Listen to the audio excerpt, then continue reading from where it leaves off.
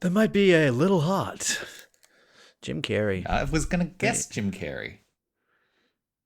I can do a good Jim Carrey, I think. JC, can you do a James Corden? Ugh. God, don't even mention I'd it. like this bit for you where you can do impressions only of people that you dislike, just like really accurate, but you actually really don't enjoy them as people. Everyone goes for an impression of someone they admire or they look up to. Yep. They want to be, there's cachet from being able to sound like the person. You should try and do impressions only of awful people that you don't endorse. Yes, and they say imitation is the most sincerest form of flattery or whatever bullshit. Yeah. And we could just turn that right on its head. Turn it around. Turn around. Speaking of turning around, Uber Eats on a Sunday afternoon, that's a bit decadent, don't you think? It is a little decadent, and it was a podcast cost, so I'm writing it off on my tax as a business expense. But I was just on a long family call for Mother's Day, and then I'd booked this podcast straight away afterwards, and I thought, did book it, yeah. I don't have time to go out and get myself some lunch, so I'll try and prearrange it so that it gets here in the gap in between. Except they were very fucking slow today, so probably because no one orders Uber Eats at 2 p.m. on a Sunday. Yeah, they switched on. They brought in what was your guy's name? I know you sent me the photo. Karun, I think. Karun. And what'd you get though?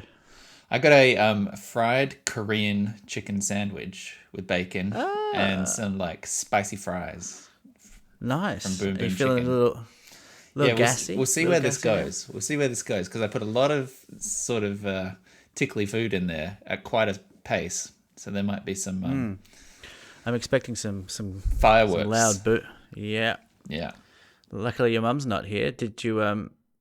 So you had so it's Mother's Day. We're recording on Mother's Day. Recording on Mother's Day. Shout out to all the mums out there. Yeah, I'm guessing that there's not one mum that listens to this show. Not a single mother. Yeah, it's possible. It's possible. What's Ben's wife's name? Laura. Yeah, I think maybe there's a possibility there, right? Like if Ben's playing on a loudspeaker and Laura sort of just walks in and out of a room. Yeah, and I think also just on that note, the best way to hear this podcast is turned up to the max through some subwoofers if you've got them, just blasting them through the house. There's a lot going on in the bass that we don't often highlight, but it's important to be playing this as loud as possible. Nick does a lot of work. Just trying to get the levels right, and there's actually a lot of technicality in the EQ that if you guys aren't listening to it on speakers, then you're missing out on most of the podcast.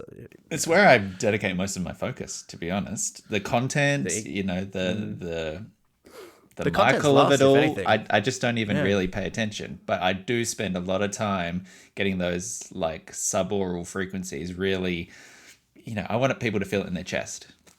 Yeah, and you nail it, quite frankly. Oh, thank you. Back to mummies. So yeah, shout out to the mums that don't listen to this. That's why we have to shout. It's because they're so far away that in order to be heard, we really have to shout out. Yeah, but I mean, a couple of mothers, and I don't want to speak for you, made us. I assume. So just to start that sentence and really pass it just word by word. You said a couple of mothers made us, but I don't want to speak for you, thereby implying that you are the result of two mothers. No, I'm the result of one mother and one father. But okay. I didn't want to assume for you. I don't know how. But then why would you say a couple of mothers? Well, I kind of was hedging my bets there. Okay. So you didn't want to assume, but you did assume anyway. Yeah, I assumed, and then I took it back. Okay, I see. But yeah, we're the product of a couple of mothers and a couple of fathers, obviously. But as we know, dads don't do anything. Obviously. I mean, that's another assumption you've made. Actually, that's a good point. Yeah. And Anyway, this was meant to be a nice Mother's Day I message think from you me, need to be and I've quite fucked specific. it up. So, I think you need to be specific in these kind of circumstances. okay. What I was trying to say is,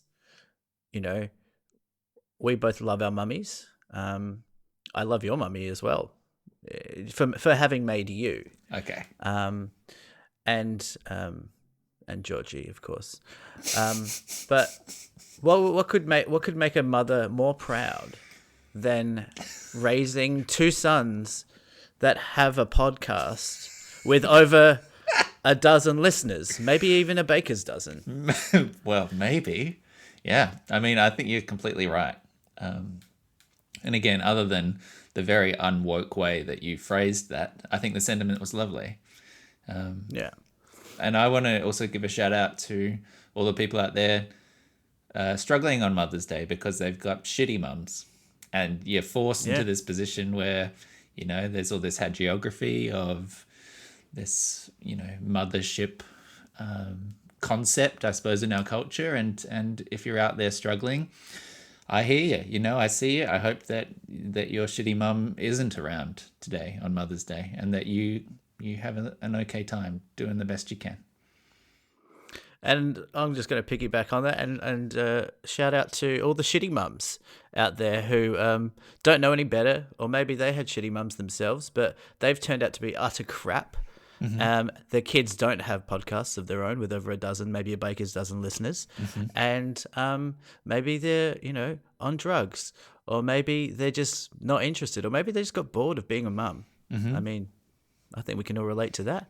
So shout out to the people who have shitty mums. Shout out to the shitty mums, and shout out just to the regular good mums. Well, and I'm going to just piggyback on that. I'd like to also shout out the children of shitty mums who don't have podcasts, because I think that's a good point. They're also suffering in their own way because they don't have that outlet. They don't have a place to express their views to, maybe a dozen, maybe a baker's dozen other people.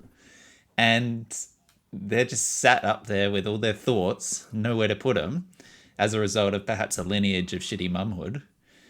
So shout out to them for their tough times, and hopefully one day they can find a $30 microphone off eBay and open up Audacity and get something going, get out there and turn things around. Yeah, very well said, Nick. Very well said. And I guess that's what we're here for, though. We're here to be the voice for those people. Mm-hmm. We're here to be a kind of a beacon of light, or a beacon of sound, maybe. Who knows? For all those shitty mums and people of shitty mums, we speak for them in many ways. Mm-hmm. And not only that, we provide minutes of entertainment per week. And I want to cut off a little bit of the criticism that I feel coming for this. Just because we ourselves didn't come from backgrounds with shitty mums doesn't mean we don't have the right to speak as if we did, or to represent those who did. So, I think some of this like Hollywoodification, this like culture war shit would come out and say, you don't have the right to talk about shitty mums. Well, actually, I think we do. And number two, fuck off. We're the ones with the podcast. So just put that opinion back in the envelope and throw that envelope in the bin. We have this right. And then take the bin out. Take the bin out. It's Sunday. Designated bin night. Yeah. So that's for us. That's tonight. But it's not recycling. So just hold on to it for another week. I did that the other day. It's my job as we have housemate designated jobs. Mm-hmm. My job to take out the bins. Mm-hmm. Boy, did I fuck up. We have every fortnight. So it's how fortnights work. It's once every 2 weeks approximately. So we have the bin night. The bin goes out in one fortnight, and then the alternates with the recycling. Uh-huh. I confidently last week put out the recycling when it was glass. Mm-hmm. Oh.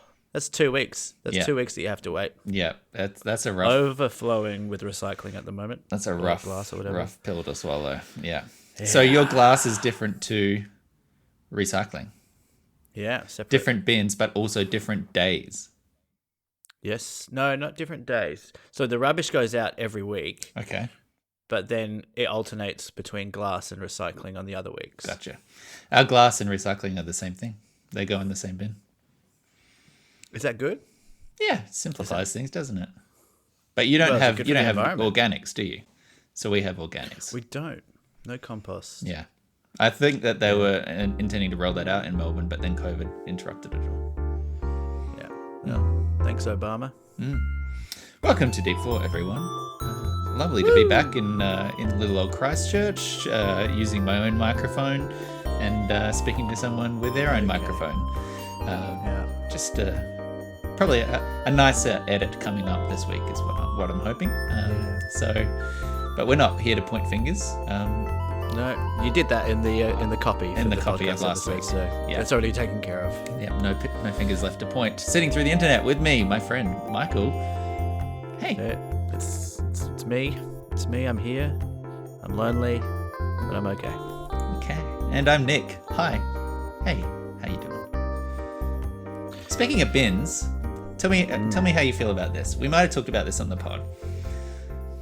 Forgive me if this is a repeat. I just saw my neighbour walking past the house.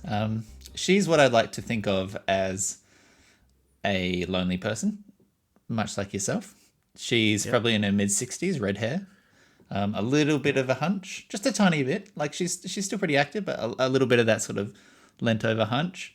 It's a bit early for a hunch. Yeah. It is. But I feel like she's definitely retired because she's always around. She's always home.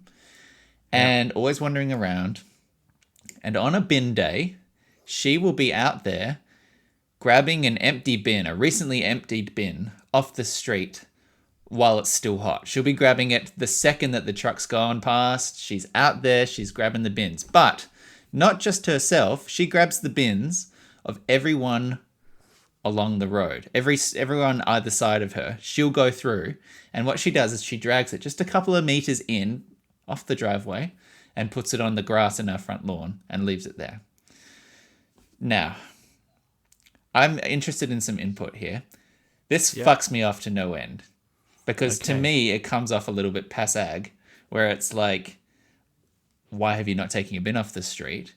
Now someone's going to think that we're a dirty street or something, or like she's got this image of what this community is, and it's like it's been a minute and a half and the bin's still there, but she doesn't like them on the street. So instead, I have to walk to my front lawn and drag it all the way around the back, which has not saved me any time or any convenience. It is purely for her own standards as to what is acceptable to be left on the street for how long. Do you think I'm confused though. So she's dragging it from the street to the little grassy patch. So it is 2 meters. It is the end of my driveway on the curb. It is going closer to your house. It is going closer to my house. It is literally on the curb. She drags it up the driveway 2 meters and then puts it inside my bounds on the grass in the front yard. So she's moved it 2 meters closer. What's your issue? Sure, but what's your issue? So irritating. I'm at home, like I'm staring at it. Like I will get to my own bins at my own convenience. But it's closer to you by a literally statistically irrelevant percentage.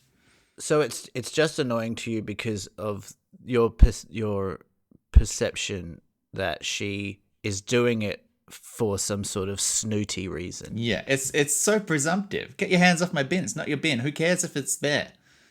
I'll grab it when I damn well please. But you're just projecting onto it. I mean, I'm sure if you sat her down, probably on the side of the road, and said, "Hey, what's the deal with the bins thing? Like, I'll get to it. Are you annoyed? Is this a passag? By the way, going to use that every day.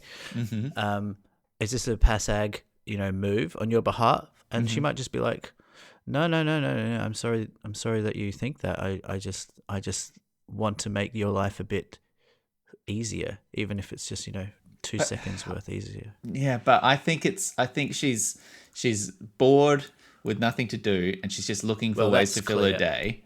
Because she also I literally just watched it. Then she's picking up rubbish. She's pulled weeds out from the front of my fence. She's on a mission to, I don't know, keep this street up to her own perverted standards, and she's doing it in a way without questioning or consulting anyone else. Well, Nick, why don't you flip it? Why don't you flip it and reverse it, Britney bitch? Not the right artist. Not no. the same. Yeah. Maybe she is retired, and maybe she's lost her purpose in life, and maybe she's found some small purpose in this, in that she's picking up the litter and she's taking people's bins off the street, and in her small way, she has found some purpose in her life, something to give her joy. Probably her husband or wife has died. See that? I did that note. Yeah, you didn't even draw attention to it. Last minute. Yeah. Very proud of myself. Yeah, pat yourself on the back for that. And I'm still buzzing from the high from just being so. This is the leftist agenda. But yeah, maybe this is all she's got, Nick. Yeah, pick a different hobby. Go fucking learn how to yodel. You know, join a synchronized swimming class. Go hike the great outdoors. You know, leave my bins alone. I'm on Tim Bin Lady, to be honest. Oh, fuck. Give her the bins. Give her the bins. Well, okay, but here's my point. If she's going to do the bins, then fucking take it in and put it where the bins go, around the back. You know, don't half-ass it. If you want to be bin lady, great, love it. Go and take it to where it lives. Well, you could passag her passag. Yeah, I think I've already killed it, to be honest. The way that you sounded so unconfident really ruined the coolness. Well, what you could do is you could leave a note on the bin, and you could say, "Hey, if you really want to help, just down the driveway and to the left. This is my address, and this is where you can chuck it. Otherwise, get your fucking fingers off my bingers. Get your fingers off my bingers. Just rhyme it for no reason at the end. Yeah. Okay. Well, maybe I need to take her. Maybe I do need to sit her down and say, look, I see what you're doing here, and I'm not a fan. So let me get my own bins, or I'll come for you, and I'll kick yours into the street. I'll come for you, but come is spelled C-U-M. Anyway. Keep going, bin lady. You're doing the Lord's work. How are you? How's your week been? Busy, you know how, yeah. It's all right. Miss you being around, you know, even though we saw you for once, a couple of hours. Yeah. That's been nice. Going on a work retreat this week, which I'm a bit anxious about, to be honest. Because it's camping. Yeah, well, it's not camping, but this is exactly what it reminds me of, like school camp. And I hated school camp. Like, you hated school camp? I really hated school camp. Was it because it was camping, like actual, like out in the bush, or like any sort of excursion, any kind of trip? It wasn't camp. Well, I never went camping as a kid on a school trip, but it was like dorms and stuff. And I think we all have our own rooms, but I'm just getting those teenagey kind of anxieties are flaring up thinking about it. But I'm sure it'll be fine. I mean, is it just like having to be stuck in a social environment with people that you don't really know in a social environment? I think that's it. Yeah, I think that's it. And also, you don't have like I don't really know the people very well, and it's like I like my things the way I like them. You know, I like to shower twice a day. Twice a day? I like to shower twice a day. Why do you shower twice a day? Because it's like a nice little reset. You shower in the morning before work?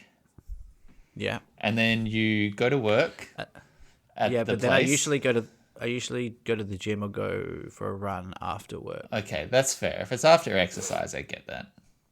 But even if I don't exercise, you'll still have a night shower. Yeah. Okay, so what time are we talking? Like 5:30 when you get back, or like 11:30 when you go to bed? Probably like 7:30. After dinner? Yeah, let's say that. Yeah.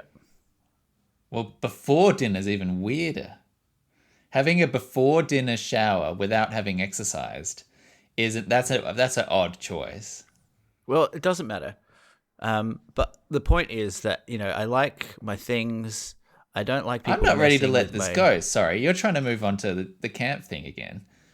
Is Well, this she's doing it? The bin lady. She's is she? She's on the street. She's got out. Take a photo. Put it on the... Nah, there's a chapter hedge. notes. You can't really see it. Get it. Invite her in. Hey, can you come sit on this podcast, please?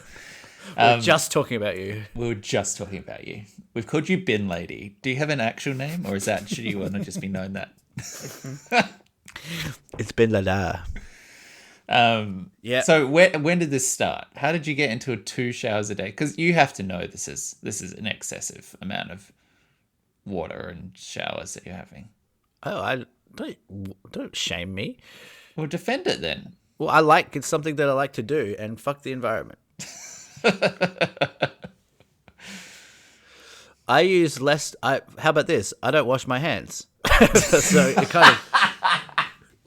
it makes up for it. And I don't drink water.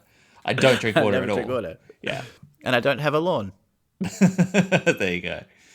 Okay. Can justify it. Go on. Yeah. Back to your camp story. Anyway, I don't want to talk about it too much because I'm getting nervous thinking about it. But yeah, I got that coming up. I've got nothing else really to tell you about my life. Once you actually get out there, it's not going to be. I guess so, and it is in a very beautiful part of Victoria, so it would be nice to get out of the city, I guess. But yeah, whatever. Do you have to make your own way there, or they commandeering a bus or something? I have chosen to make my own way there. Okay. Yeah. I need to feel like I can leave. Okay. That's I think, fair. But yeah. We'll see how it goes. I'll report back on the next pod. Is it this coming weekend? It's no, it's during the week. Oh, that's fine. It still counts as work. Yeah, nice. Yeah. What's going on in your world? How was your flight back? How was? I assume you got COVID. No, didn't get COVID. Wow. So yeah, I had a fairly easy return home. It's always a little disconcerting how easily you settle back into home life, and you're like, okay, this is my rhythm again. So the adjustment from that perspective was pretty easy. The only slight hiccup, I suppose, or it's not even a hiccup, just like the only part I've struggled with is just getting the head back into the work mindset and being like ready to fully sort of commit to that, like the various projects that I'm doing, and just finding that like halfway through the day I'm like, oh, I just want to be like on holiday again. Yeah. Holiday's better than work. Yeah, that's for sure. Yeah, and I mean my life is definitely an easier work life than KC, who's straight back into the office the day after we got back, doing his white collar office job, which would have been a much more egregious contrast between the holiday life and the work life. Yeah, but you had fun in Melbourne when you were here? Yeah. It was a fairly brief visit, to be honest. It was only the 3 nights. So after all of the time that we'd spent in Adelaide and the touristy sort of things that we did, we really only spent Melbourne with people. We didn't do a huge deal in terms of sightseeing. We did go to the NGV, which was really cool. There was a good queer exhibition on at the moment, which had a lot of interesting stuff. And beyond that, it was basically just seeing people and eating food and things. So a nice way to sort of cap off that trip with a change of scenery before we got home. Yeah. I listened back to the episode that we recorded, and I thought it was good. I mean, audio issues aside, so it was good. One thing that I did realize is that like the our conversation style like really is a lot quicker. Yeah, in person, I mean? Yeah. In person, yeah. Like I was like quite struck by it. Yeah, well, that was the natural cadence of normal conversation, right? You're not deliberately taking this pause where there's like a half-second Skype lag, and you're sort of in this format, it's impossible to forget that you are deliberately recording a show. Whereas in that environment, I was also struggling as I was constantly upping all your levels because it was so low, which meant that I was listening to it sort of phrase by phrase. And it was definitely the case that we were talking on top of each other a lot more. You had that natural kind of, oh, we're just two guys having a chat and the microphone's kind of irrelevant, which then was very noticeable in terms of how that edit came together. I basically didn't cut anything out of it because you couldn't. Oh, really? Yeah. Really? Because it was all on top of itself. Whereas here, I think we've now been on the air for maybe 1.5 minutes because I just keep all the good stuff. Right. Well, thanks for doing that. Yeah, it was a good app. We didn't do so it was our 8th year anniversary recently. So we didn't say anything about that. So happy birthday to us. Yeah, thank you. That was 8 years, 180 fucking whatever episodes. 83. 83. Yeah. I mean, I think I mentioned this, or maybe I just thought it, but 8 years ago we were 24. Mm-hmm.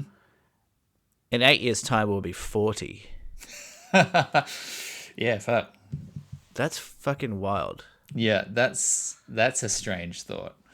I mean, hearing that because like if you were to say, but walk into a room, like go to a party or something like that, and you're having a chat and you're speaking to someone else, and you're like, oh, I'm a chemist or something, and you're like, oh yeah, how old are you? And they said 24, you'd be like, oh, like you're a baby. Like that feels like a long time ago, and that there's a whole lot of growing up that happens between 24 and 30s. And yes, so I find the concept of the people that we were then to be very far removed, I think, from who I feel like as a person now. Yeah, well, absolutely. You can tell it in our hair, for one thing. Yeah. That photo is just like I talk about it all the time, but like I am going so grey that it is scaring me. Like my barber the other day, like did the thing where he put the mirror at the back of my head, and because I only see the front of my head. I think you said this last episode. Yeah. Did I? Maybe. It sounds familiar. Oh, whatever. But yeah, like you're just shocked. Shocked. Yeah. I was shocked. But yeah, it is weird. Like my cousin's partner, who they've been together for so long, I remember at Christmas one time finding out that he was 40, and he just seemed so young to me. Yeah. Well, he seemed a lot older than me, but it was like when he told me he was 40, I was like, 40? What the fuck? Yeah. And it blew my mind. And now it's just like 40 seems so young, and even 50 seems young. And I know like everyone says this. Like I remember my dad saying to me that, he used to think that his dad was old when he was 50. Yeah. But it's so true, and it's so weird how it is so relative to your own age, that your idea of youth. And I guess it's also being pushed back even further now with who knows what. Like people are, I guess they're living longer, so that's one thing. Mm-hmm. People are also dressing differently, in their 40s and 50s, so that adds a bit more youth. Maybe we're healthier. That's the other thing I was going to say, both in terms of what we know about dietary stuff and, how to keep fit and that sort of thing, like the more awareness about eating well and that sort of stuff. But then also cosmetics, like the people have been paying attention to their skin, have been putting on sunblock now for a generation versus people who didn't ever wear sunblock. All of that kind of stuff is going to shape the way that aesthetically, like there is the signifiers of aging are now going to be pushed later and later. So like seeing wrinkles and seeing that kind of stuff is no longer going to be a 40s or a 50s thing. It's going to be a 70s thing. Right. Yeah, and it's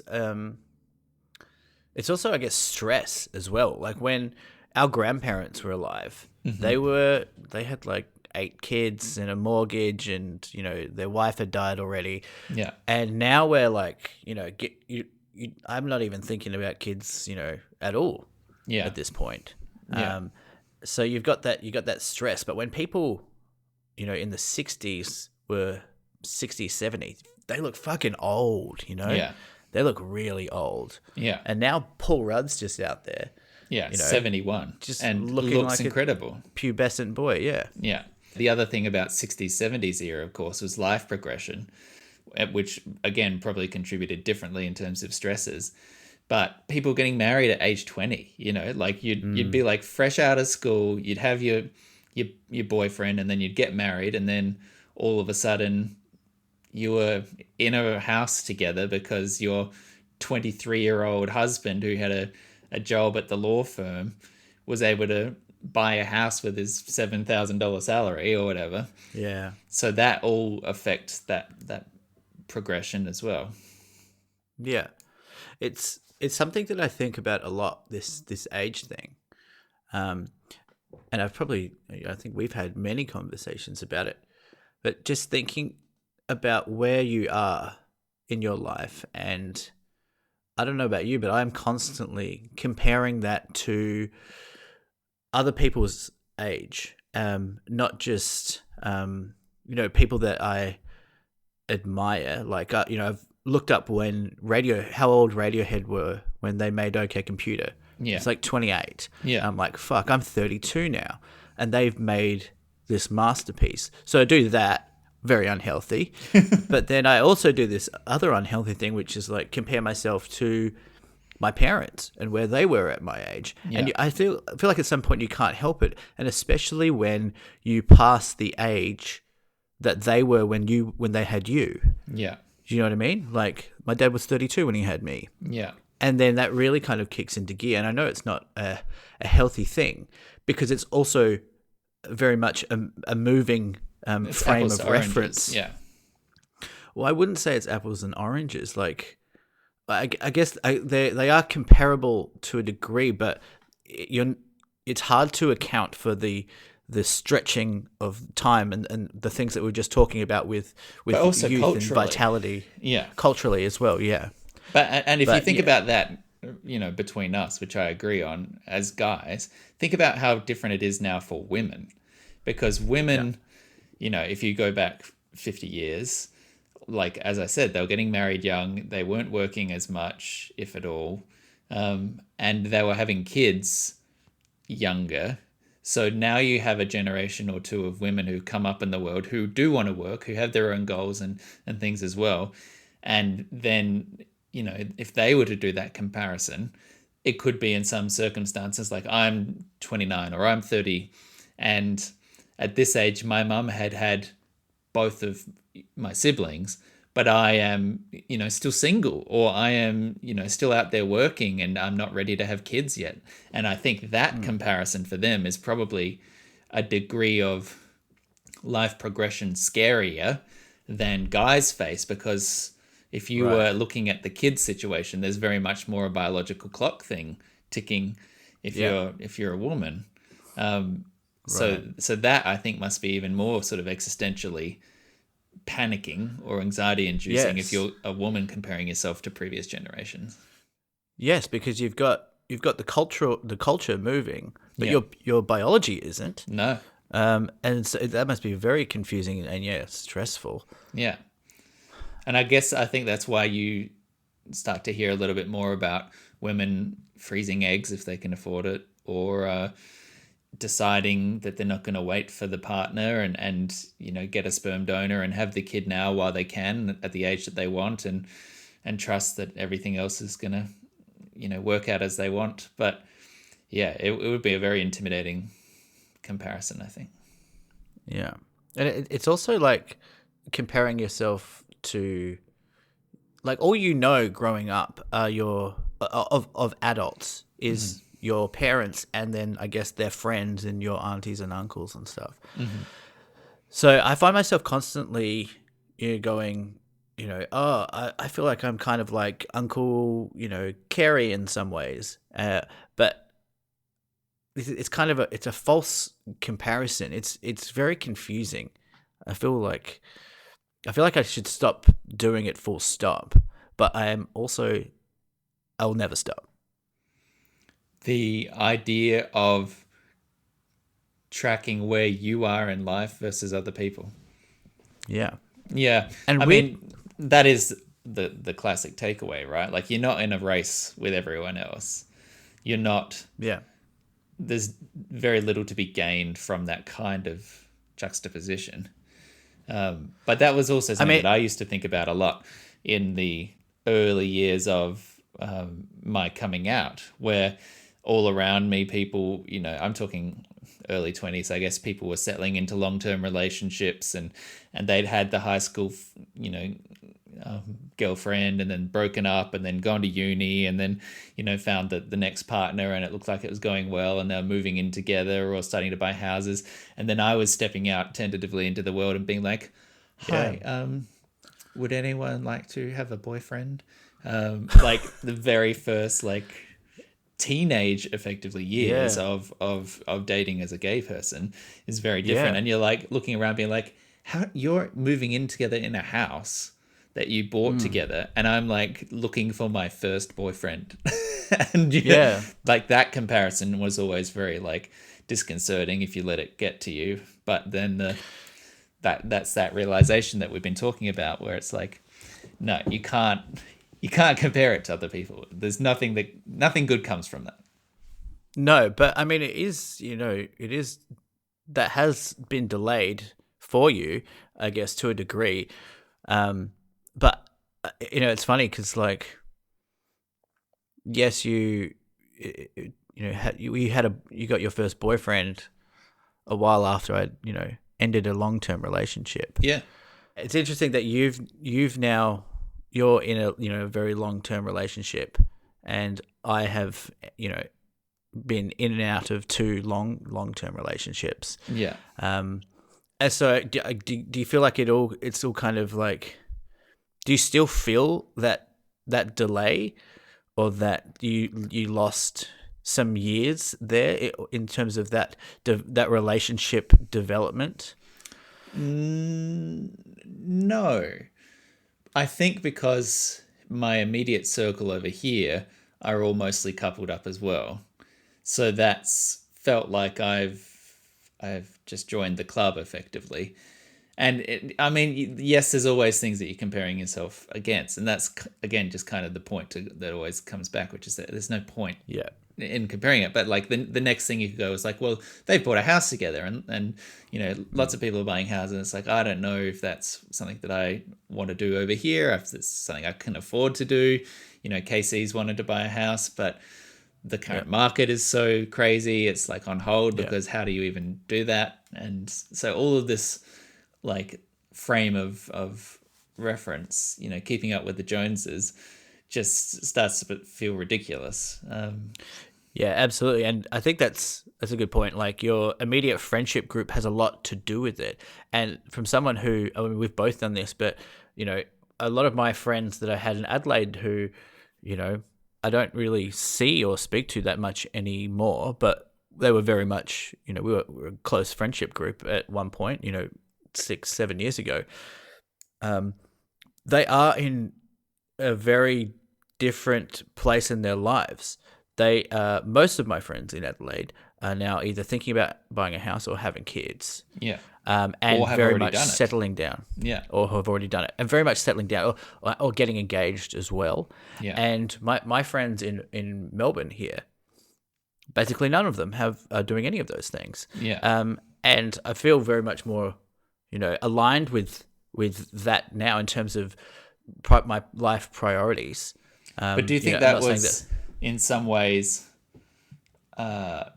inevitable, in the sense that the likelihood of you being single now and being able to go out and get a drink, or go out on a Saturday night and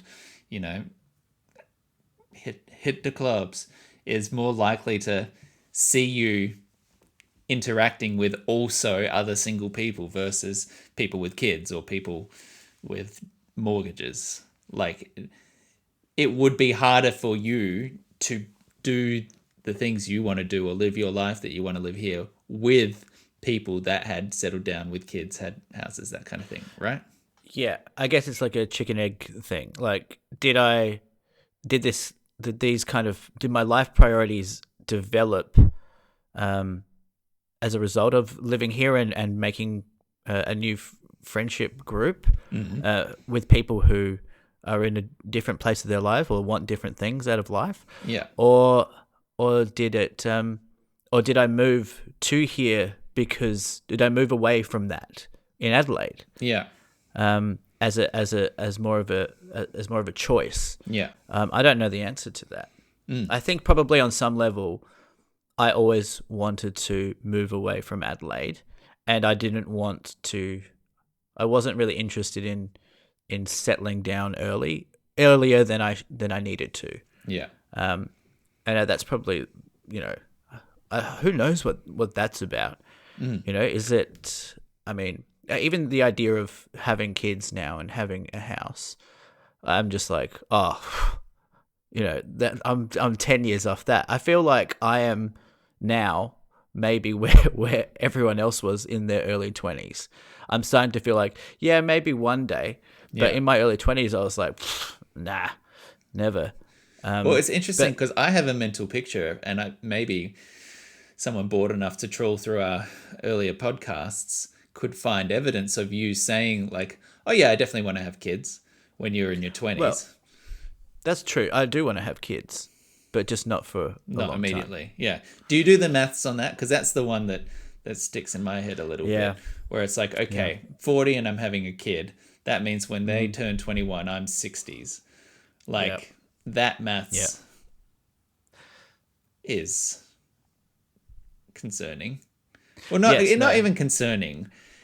It's just like when you start to work that out, it's like, okay, so then I die and they are in their 40s.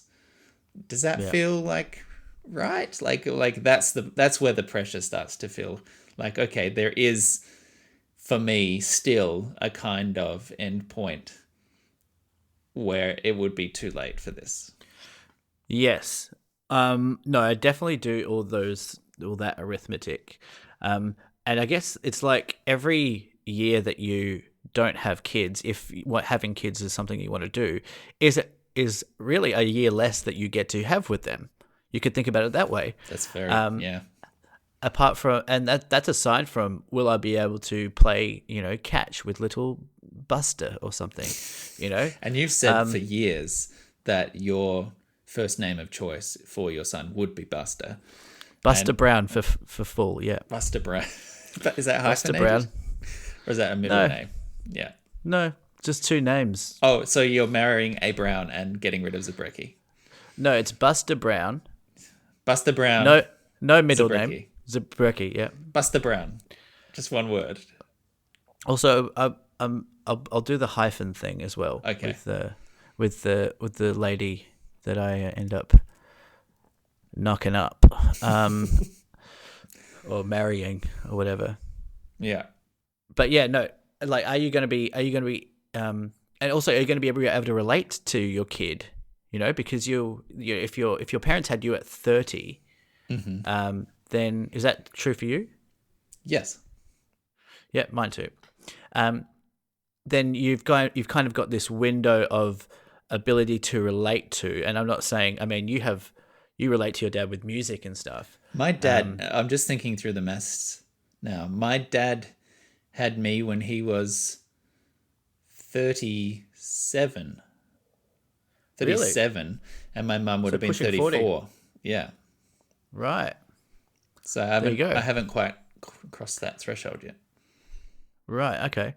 But yeah, I mean, I see kids, or I see friends of mine that have parents who did have them later in life, you know, 40 to 45, and they have a great relationship with them. And I have friends that their parents had them at, you know, 25 and they don't. So I guess there's like no rhyme or reason to it. And I think that part of that is the specific family situation. Sorry, the light outside is fascinating right now. I don't know if a photo will really capture it, but describe it. So it's 4:20, so it's getting close to sunset. 4:20. There's been a That's the one from the drug. Yeah. My man, toking it up. Let's get some of that marijuana in this joint. Let's get a couples. Let's get a couple of bongs going. Let's rip some fat puffs, and let's smoke that green flute. Shaka, baby. Shaka shaka. So I don't know really how to describe it, but it is nearly sunset, so it's a very angular light coming from behind me from over the house, firing like a laser beam at the opposite side of the street, which is illuminated in a golden now sort of glow, but it's against a backdrop of a very stormy grey sky that had been raining earlier. It's really quite just sort of this magical vibe. And so I think you did a pretty good job of describing that. I had my attention completely drawn to it, and perhaps I need a better quality camera to capture it, but it was magical. I'm just going to keep looking at it.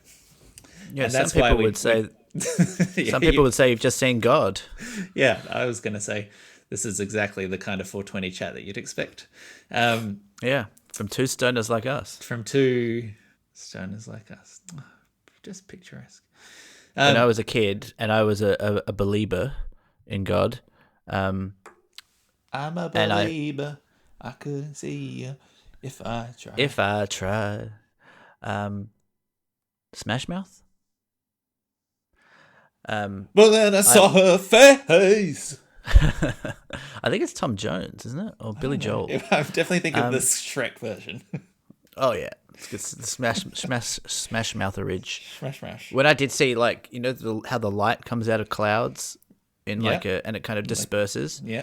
I remember I would just think, fuck, that is God, because I was actively told that it was God, but I remember just being like, you know, that's amazing. That's amazing that God just like pokes his head out like that does his of thing. the clouds. Yeah. At 4:20 every day. I forget what I was going to say. Doesn't matter. You're just being inspired by nature and shit. Yeah, there was one other point I wanted to make, which was that the whole kids thing is interconnected with the house thing, because I think part of me would be like, do I want to be renting with like a baby, or would it be nice to actually have a house that was mine to be able to fit out as needed for a kid or something like that? So that, I don't think that's a separate question either, because it's also like a finances thing. Like if you're paying for kid, can you pay for house? Like all the other stuff is so connected to those choices and decision making. Yeah, it's all connected. It's all pipes. But maybe if we're still recording this when we're 40, we'll reflect back and we'll, you know, note the growth. Wouldn't it be weird if this is like the halfway point of this podcast? We just crossed halfway. Well, I wonder when we're going to stop doing this. Like, I wonder who's going to cave first. Yeah, it might, you know what? It might genuinely be like, I've got a kid now and I can't find the time or something like that, right? I reckon, I think the most likely scenario is that one of us, I don't know, something happens, like some major life thing happens, and then we kind of we peel it back to like maybe once a month, and then it's like, you know, we do it once, sort of disappears. 6 months. Yeah, which would be a shame. It would be a shame. But also, like, it could also just be like leaving the door open. So, you know, who knows? Maybe we would be 60 and we hadn't recorded one in 4 years or 10 years, and we'd be like, hey, let's record a pod. Yeah. I wonder, like, part of me likes the idea of like, let's have a one final hurrah, like Christmas episode, and then it's done and it's finished and like we go out on a high. But the realist in me is like, no, it'll just like, we'll have had a decent one maybe in the last year, and then it just gently trickles away to nothing. Yeah. And then our kids pick it up. Pick it up. Dad. Yeah. And we'll be like, try and sell this merch. Anyway, we should probably start recording. What are we talking about this week? I've got a few things up my sleeve. Yeah. Top of the list is a question. Oh, I love a question to start a pod. All right. Would you rather have no genitals or no legs? No legs. Easy. What? Easy. Why? What do you mean why? Because I want my genitals? Why do you? I mean, what's one so of good them's about your already a genitals? leg anyway. But then the the other thing is that you can just get like prosthetic legs. You can still walk. Like I could be a fucking sprinter with no legs. Like it doesn't stop you doing anything. It doesn't stop you doing anything. Yeah. We're entering the future, man. You can already get incredible prosthetic arms and things. You've already got really incredible prosthetic legs.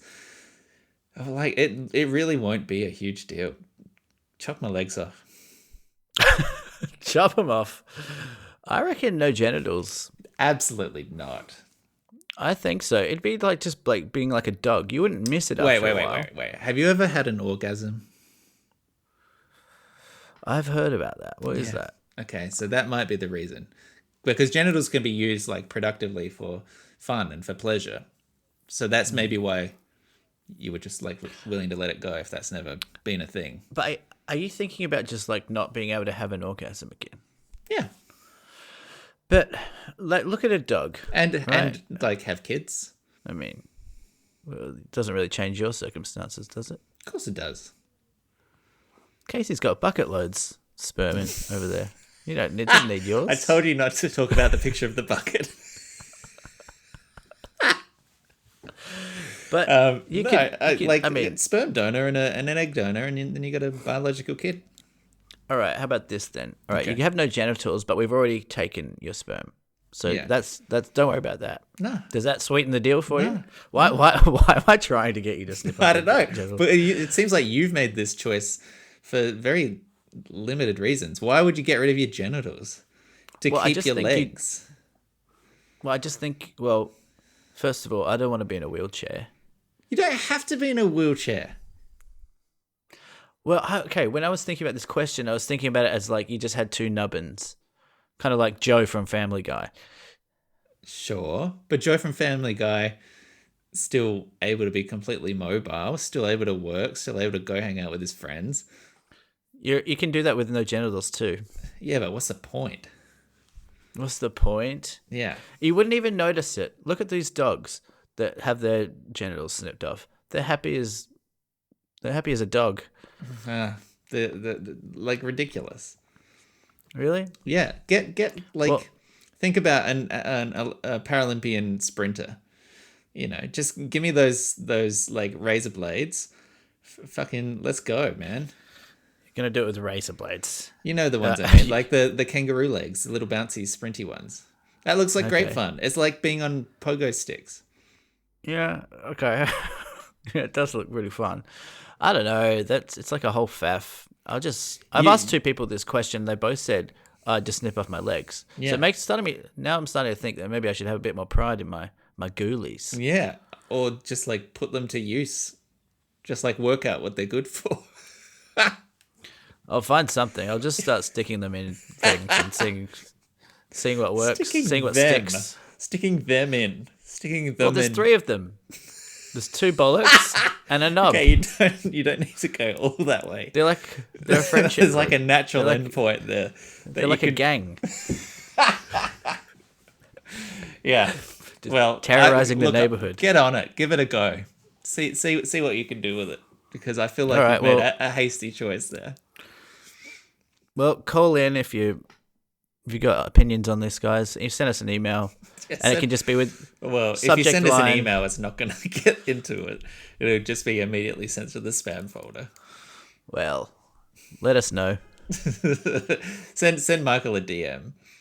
Send me a dick pic and let me know in the comments. So, all right, also, what else? Just for Mike, when you're picturing this question, are you picturing like Ken doll, like completely smooth, or do you think there's like vestigial stuff? Like this is a completely alternate world where you never had it. Yeah. Okay. Yeah. Cool. Should we do a little bit of science news then? Yes. It's that time. Time for science news.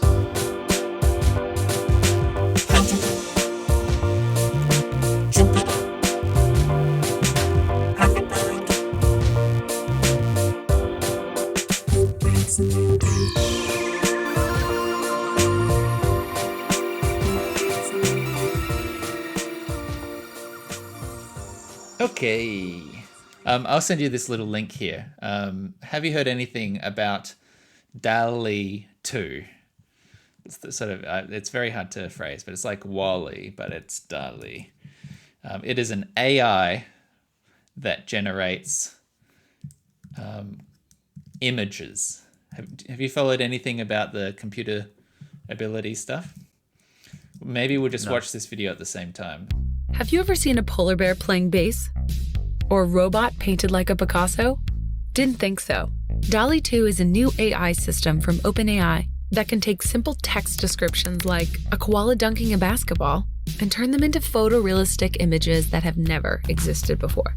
DALL-E 2 can also realistically edit and retouch photos. Based on a simple natural language description, it can fill in or replace part of an image with AI-generated imagery that blends seamlessly with the original. DALL-E was created by training a neural network on images and their text descriptions. Through deep learning, it not only understands individual objects, like koala bears and motorcycles, but learns from relationships between objects. And when you ask DALL-E for an image of a koala bear riding a motorcycle, it knows how to create that or anything else with a relationship to another object or action. The DALL-E research has 3 main outcomes. First, it can help people express themselves visually in ways they may not have been able to before. Second, an AI-generated image can tell us a lot about whether the system understands us or is just repeating what it's been taught. Third, DALL-E helps humans understand how AI systems see and understand our world. This is a critical part of developing AI that's useful and safe. Given a picture of a monkey, DALL-E can infer what it would look like doing something it's never done before, like paying its taxes while wearing a funny hat. DALL-E is an example of how imaginative humans and clever systems can work together to make new things, amplifying our creative potential. I am not sure I'm following. Did you watch the video? I did, but I just didn't register any of it. Do you want to watch it again?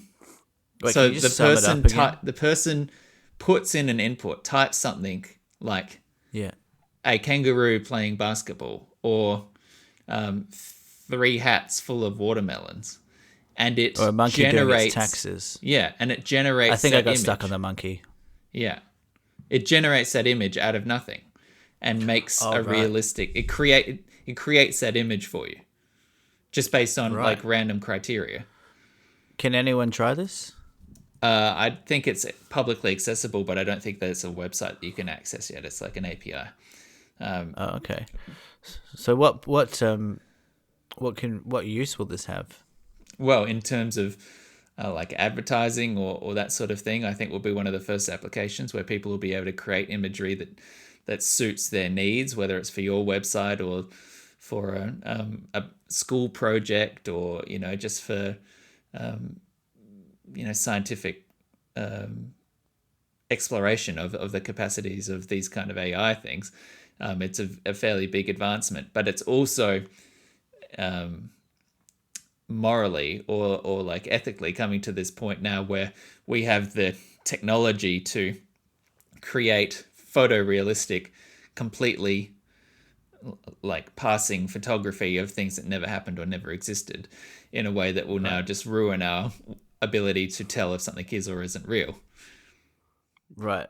So you could type in Hitler blowing Trump and it will generate, a realistic image of that Yeah, I mean, historical event. Without the pornography aspect, you could say, Scott Morrison shaking hands with KKK, and it can create that piece of propaganda for you, or like the potential implications of this kind of technology are kind of scary. Right. Yeah, it's kind of like akin to the deep fake stuff, isn't it? Yeah. Have you seen the Twitter feed? This person does not exist. No. It is basically exactly what it says. It's just a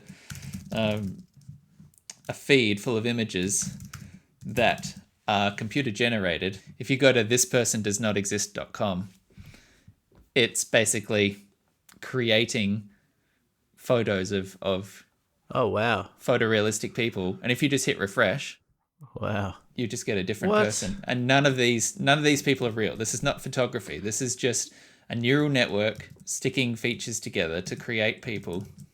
Oh, she's kind of hot. But are they just using they're just using, the hair of someone and then the eyes of someone and then putting it all together? In a very simplistic way, yeah. Right. Yeah. They do look like real people. They all look like real people. This person does not exist.com. But none of them are real. They're not actual humans. I actually think I knew one of these guys. Oh, yeah. Huh. You can also go to thishorsedoesnotexist.com. It does the same thing with horses. This cat does not exist. Right. Like our technology for recognizing imagery and shapes and that sort of thing and being able to now constitute new ones is kind of incredible. Well, that's a big win for bots, that one. It really is. You'd want to be using one of these guys. I'm assuming you can just download them. Yeah, I guess so. And does anyone get the same 2 people, or is it just kind of recycle? No. It's all everyone's new. All new. So you've never seen the ones that I've just seen just then? No. Really? Yeah. Wow. Well, I'm guessing with this Wally shit as well, it's going to be a lot of memes coming out of there. Yeah, it's going to be the number one meme generator on the internet. Yeah. Yeah. Anyway, I just thought it was cool to sort of see that. And again, if you watch that video back of the DALL-E stuff, where it say like a monkey doing his taxes, and then you just say and add a hat, like it can go back and understand the context of what you were just inputting and change it up again. No, a bigger hat, a different hat, now with glasses, red glasses, like the subsequent ability to know where the things are that it changed and revert it or maintain it as necessary is kind of crazy. Yeah, we're living in the future. Anyway, this is my way of saying that I'm going to actually replace you with a person that does not exist so that I can just talk to myself. Well, a lot of my friends in high school thought I didn't exist. So what does that mean? I'm not really sure. If you've enjoyed this, thank you so much for listening. We appreciate it. You can find a whole bunch of other enjoyable episodes down in that old podcast feed, as well as at deepfort.podbean.com. You can find us on Facebook. You can find us on Twitter for notifications when an episode goes live. You can jump on Instagram. You can listen to our songs on Spotify and listen to them on SoundCloud. And you can always send us a question or a comment to deepfort@gmail.com. Thank you very much. How was the outro? Was it good? I fumbled it a little bit, but I think in the edit, no one will notice. Okay, great.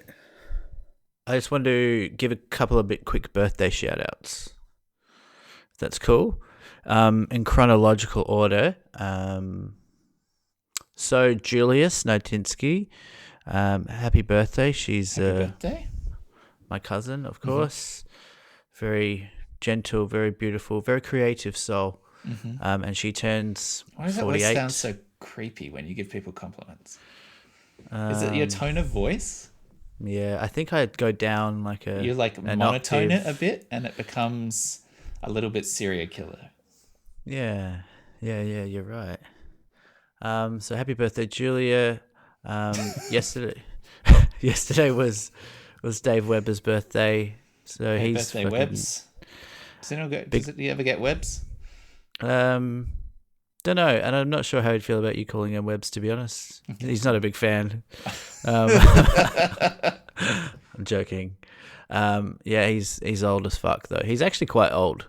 He's older than you'd think. You've never met him. Never met him, so it doesn't really... I don't have a frame of reference. I thought he was 2 years older than me for, most of our friendship, and it turns out he's, 11. Yeah. 11? How old is he? 11 years older than... I think he's pushing 40. Yeah, something like that. That's anyway, he's old as fuck. Yeah, old as fuck. That's shoving 40. Yeah. That's holding 40's face down in the toilet. Wow. Happy birthday, Dave. And I don't even know if Lee listens to this, but it's Lee's 30-something birthday on tomorrow. God, we're all babies. Yeah, and then you're coming up next week, or this week. Next week, yeah. And then I'm the week after. Yeah. Doing anything for your birthday this year? Doing? No, I haven't. Like, it's kind of crept. I can't believe that it's May, to be honest. I don't know where this year's gone, so I haven't really thought about it. 33 though, like it's not a big thing. I think I'm thinking of just not doing anything, like actually not doing anything.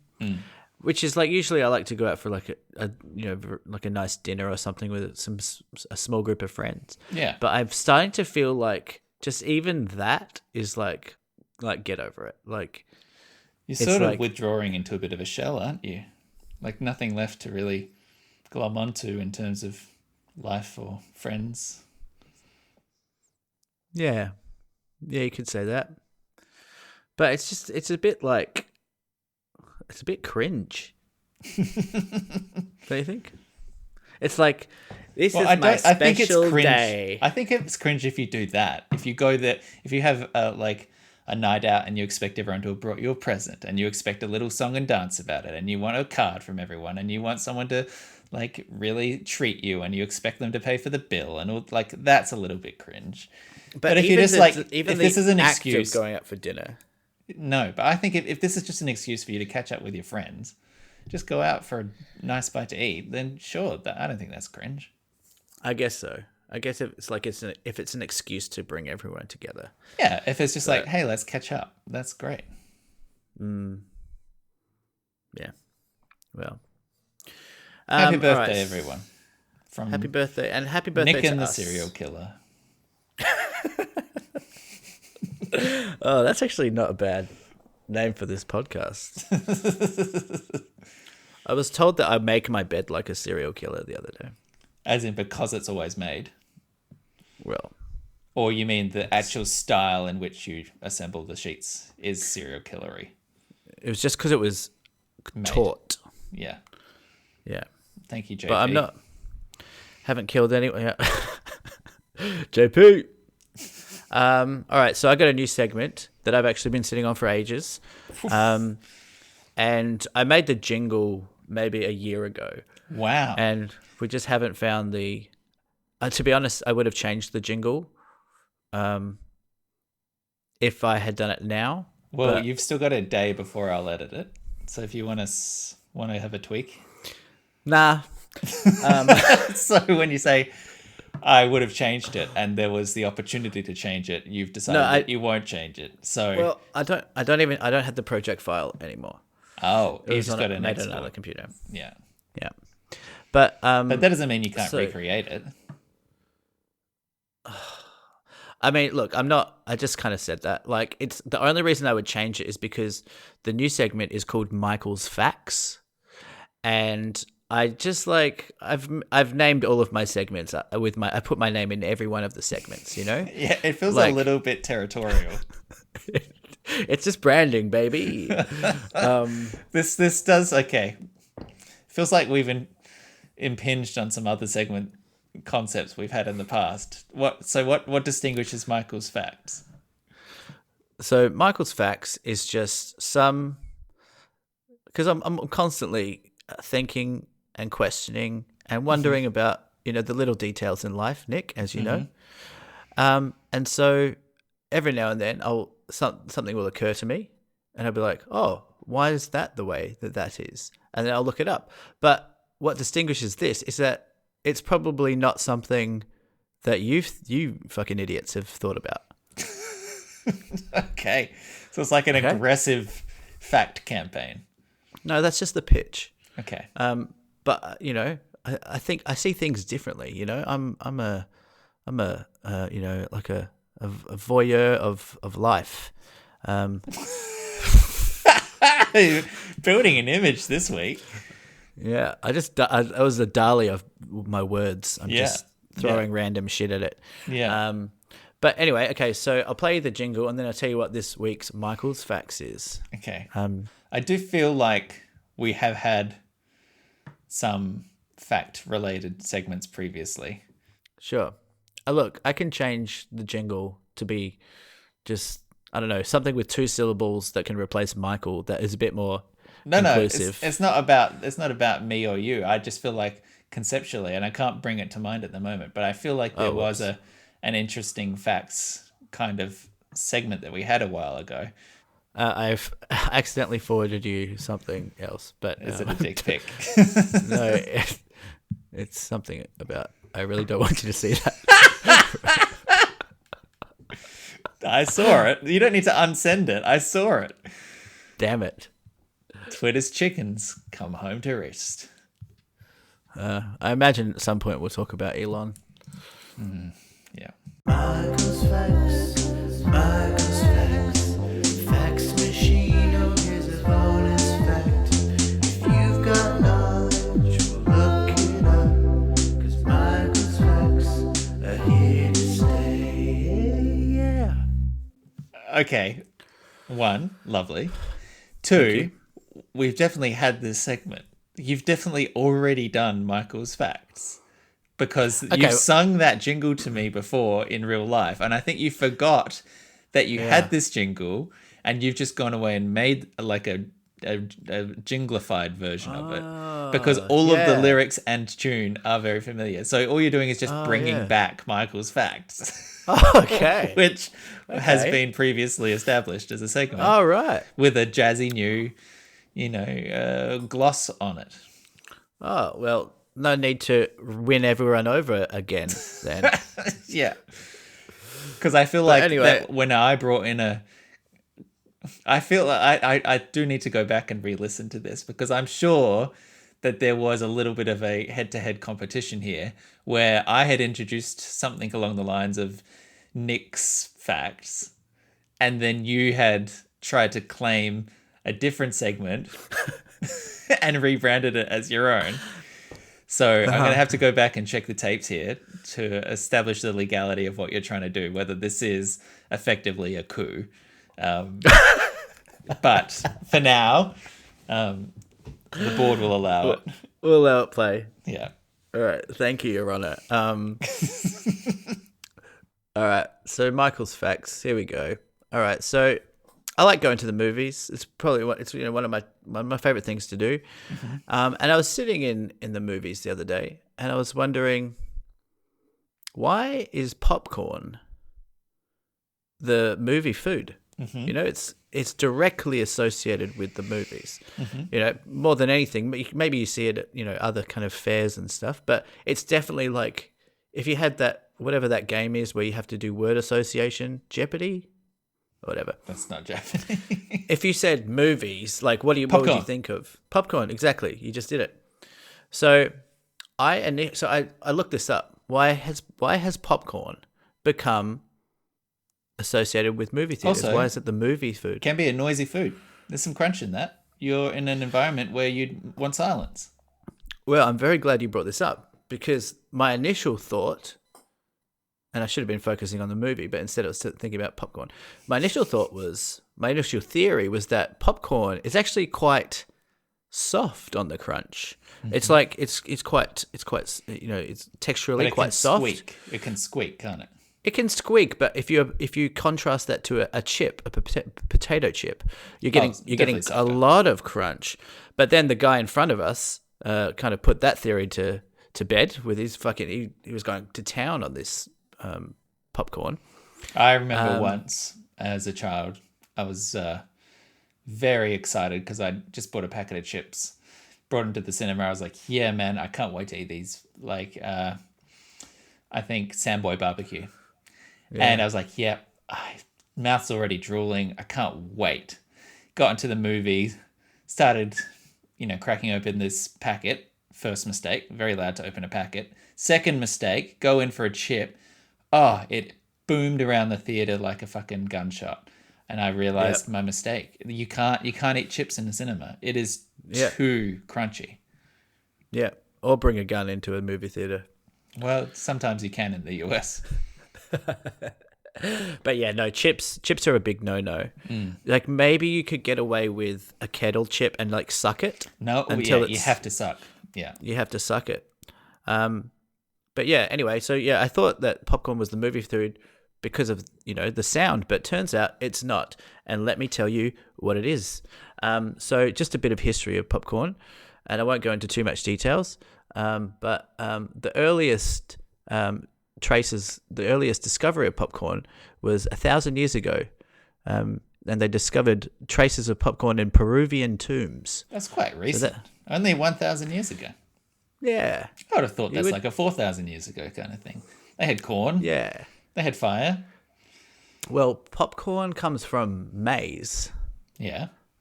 Which originated in Central America around 8,000 years ago. Mm-hmm. But in recent years, they found traces in Peru. 8,000 years ago.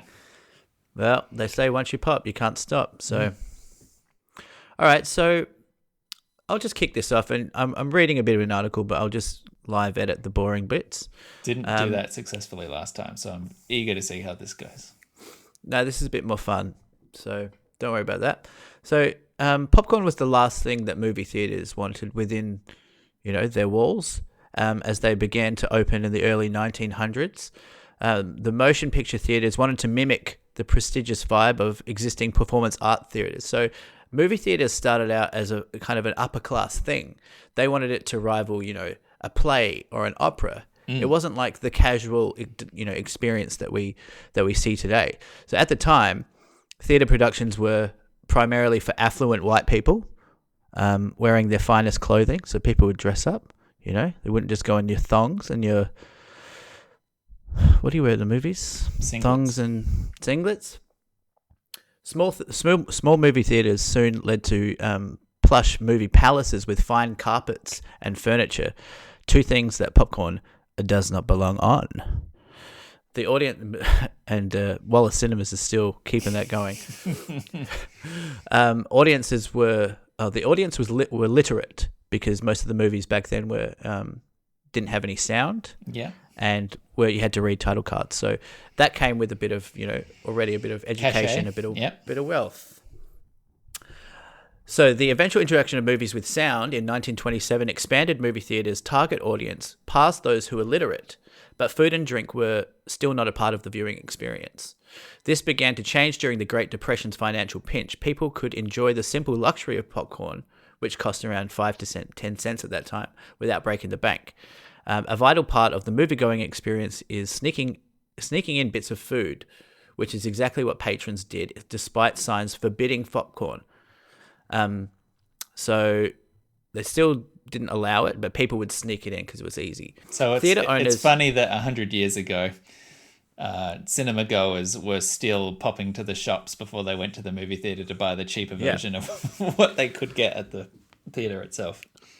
Well, the reason for that is because they used to have, because you could, making popcorn could be very mobile. So you could have like a little cart and push it around and still make it wherever you went. So these entrepreneurs noticed that people wanted to snack during their movies. So they would park their little cart outside of the movie theaters and make the popcorn, and people would take them and then try and sneak it into the movie theaters. But then the owners caught on to this, and they were like, well, one, we could cut out the middleman here and make more money off these idiots. Two, theaters without popcorn machines have lower profits. And three, popcorn doesn't rely on materials from exporters. So the final point hit especially hard during World War II, when items like sugar were harder to obtain. And by the 1940s, popcorn and movie theaters became official besties. Really? Official besties. Giving way to the birth of concession advertisements. This is actually on Nerdist. Okay. But anyway, so popcorn became part of the movie-going experience from essentially the war and Depression. The Great Depression. So there you go. Thought that was a bit of fun fact, bit of fun Michael's facts. Yeah, bit of fun Michael's facts. In coming episodes, we'll go into the history of carrots and why they're orange. The history of carrots. History of carrots. Look, I'm down for some carrot facts. Some real carrot facts. That's my shit. Oh, it's good. I'll give you a little teaser. Megan. It's got everything to do with Napoleon. So okay. What a There you go. cliffhanger. Stay tuned for I don't that. know if everyone else felt like the energy really died at the end, but ignore that because there's now a great reason to come back to the next Michael's Facts. I mean, I don't think the energy died. I was having a great time, and we all learned something. Did you not find that interesting? I found it interesting. All right, cool. Sort of like the delivery was off. Yeah, it was that sort of murderous monotone kind of. Again, I just sort of felt like I should be running away. Yeah. Well, I think people should be running away from this podcast if they knew it was good for them. A baker's dozen. Baker's dozen.